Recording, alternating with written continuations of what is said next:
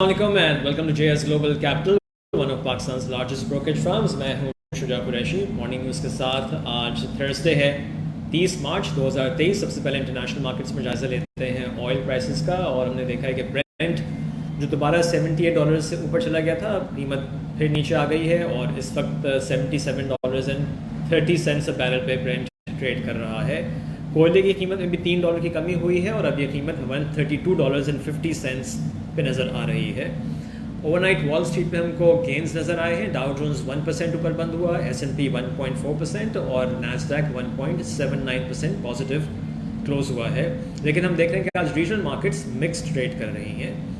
Local news کی طرف آئیں تو کوئی زیادہ خبریں نہیں ہیں.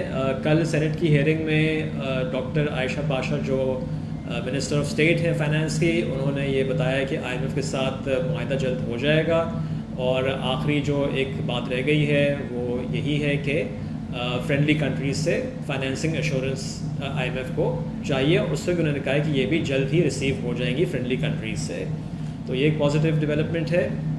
اس کے علاوہ اسی ہیئرنگ میں انہوں نے کہا کہ جو ریسنٹلی گورنمنٹ نے پیٹرول پہ ایک جو اس کو سستا کرنے کے لیے ان لوگوں کے لیے جو موٹر سائیکل چلاتے ہیں یا چھوٹی گاڑی چلاتے ہیں, وہ جو پروپوزل تھا وہ ورکیبل نہیں ہے.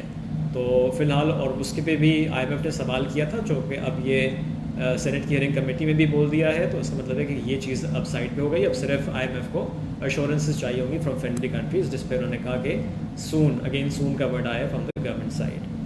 اچھا, اس کے علاوہ اگر ہم دیکھیں تو پالیٹکس میں سپریم کورٹ میں جو ہیئرنگ چل رہی ہے, ECP کا جو ڈیسیجن تھا اس میں پنجاب اور KPK کے جو الیکشنز تھے اس نے ان کو پوسٹ پون کر کے 8 اکتوبر کی ڈیٹ دی ہے, تو اس پہ آج ہیئرنگ دوبارہ کنٹینیو ہوگی. اور اب یہ تجزیہ کار یہ کہہ رہے ہیں کہ شاید 1-2 دن میں اس پہ فیصلہ آ جائے.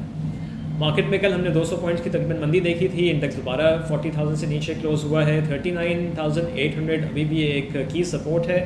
ہم سمجھتے ہیں کہ ایک شارٹ ٹرم ریباؤنڈ مارکیٹ میں آ سکتا ہے, اسپیشلی جو اسٹیٹمنٹ آیا ہے ڈاکٹر عائشہ پاشا کا.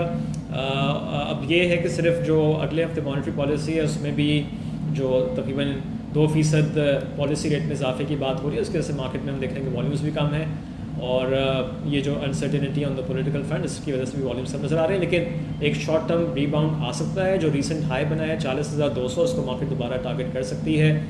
کچھ اسٹاکس جو کافی نیچے آ گئے اسپیشلی ENPA سیکٹر میں, اس میں ہم نے کل بھی تھوڑی سپورٹ دیکھنا شروع کی تھی, تو وہاں بھی کچھ سپورٹ آ سکتی ہے. تو ونس اگین ڈپ آئے تو ویلیو اسٹاکس کو ایکیومولیٹ کریں.